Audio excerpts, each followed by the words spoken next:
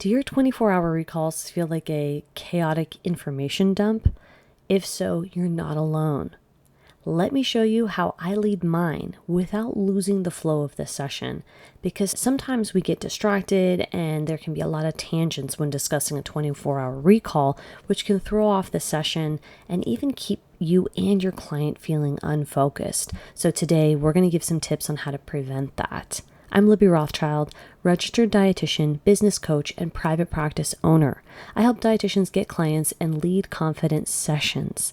I see clients every week in my virtual practice, and today I'll walk you through how I lead a 24-hour recall that keeps clients engaged and open to real change on their terms. So the first tip I want to give you today is start with permission and purpose, emphasis on permission. So I always start by saying something like, I'd like to ask you about what you ate yesterday, right? This is going to help me understand some patterns without judgment. Is going to lower their guard because you're telling them you're not there to judge them. You can word that differently. If you don't want to ask them a recall of yesterday, you just want to ask them what they typically eat. And the reason you're asking that, you're framing this question, you're asking for permission, if you can ask them these questions without judgment, is to make them comfortable. And the second tip would be to keep it open-ended, but then clarify. So not too open-ended. Ask them to walk you through what they ate yesterday or on a typical day, starting from when they woke up. So you're asking open-ended, but you're being specific by saying what's the first thing you ate in the day. Now you can go back for amounts and brands and timing later, but make sure to give them some space to tell you. Right? And that's going to keep the conversation natural and not an interrogation. You don't want to be judging them or even interjecting during their 24-hour recall. You want to let them tell you, make some notes, or at least have your AI tool like Heidi Health in the background doing some charting for you with their permission.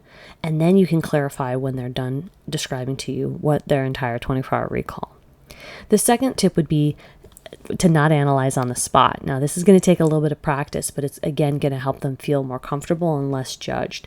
So what you're doing is you're collecting information. You're not coaching yet. Don't rush into it. It might make them feel anxious, and it's going to take a lot of your energy as well. So take it easy. And that's a mistake a lot of us have made before, interjecting before they complete telling you what their food intake is on a typical day.